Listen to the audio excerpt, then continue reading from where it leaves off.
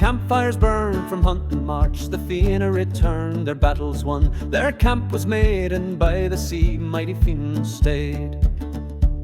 When a warship came on eastern tide, her crimson sail spread long and wide. A warrior tall from her side leapt down, with helm of steel and scarlet gown. "I'm sealed from Thessaly's throne," he proudly cried, "and I rule each land where my feet have trod. And here I've come for tribute due, or else to prove I can master you. In running or wrestling as you will, I'll beat your men and best them still. But if I fail, I'll sail away. Name your champion here today." Fionn's brow grew dark, his voice rang clear. "No foreigner rules in Ireland here. Our fleetest foot is Cael to zone," said Van swift as the wind he's known. "Yet he's not here, so I'll ride out far, to Tara's halls or to Seshkarin's bar." Through a forest dark Fionn rode alone, where tangled boughs hid the sky's own dome. Along a hollow road he came, and met a giant of fearsome name.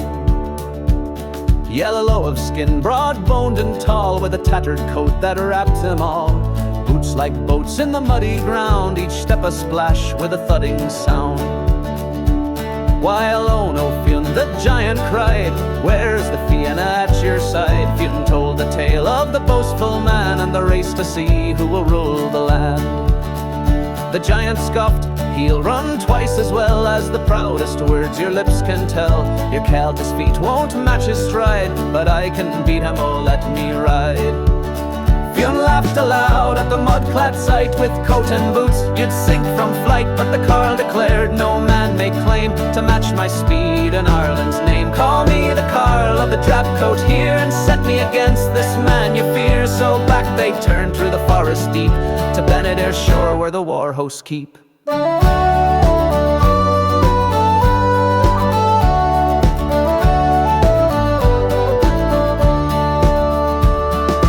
Fianna stared, some laughed outright, some hid their faces at the sight.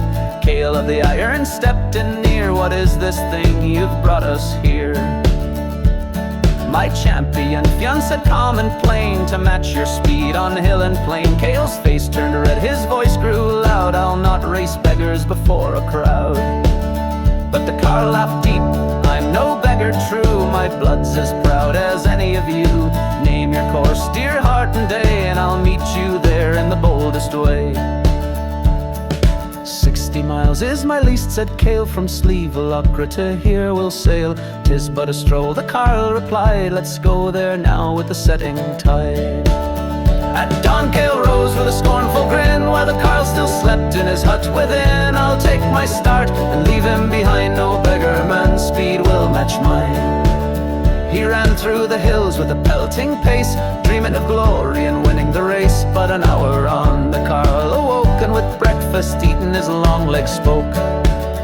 He bounded far in a two-legged flight, then hopped one-legged with all his might, past swallow sleeping, past startled deer the wind itself could not keep near. Soon Cael heard the thundering sound, and the carl was trotting at his side, still sound. "Here's a bone, dear heart, you fasted all night. Keep your filth," cried Cael, "I'll win this fight." Then off shot the carl in a boot-spun spray, till Cael found him again by the Blackthorn way. "Your coat has no tails," the Iron Man jeered, and the carl turned back for the cloth he revered. He stitched them fast, then tore the ground with leaps that made the skies resound. Past Cael once more in a flashing beat, till blackberries lured him to pause and eat. Cael's hum and buzz came close once more, so the carl stuffed berries in his coat by the score. With a bounding stride, both stout and fleet, he turned for Benidare's shore to meet. By Benidare the Fianna stayed, with anxious hearts the hours weighed. Scouts on the hill cried nothing yet, and the camp in gloom and doubt was set. Some cursed the carl as slow and lame, a clumsy fool, a boastful shame. But Fionn grew grim, his voice was steel, "Hold your tongues and your doubt conceal." From the hilltop came the watchman's word. At first a dust was all they heard, then a man, and despair took hold. For Cael bears the carl, the watcher told. But he peered again, and his voice rang free, "It's the carl ahead, as swift as can be." And behind in the dust runs Cael in vain. The Fianna roared like men unchained.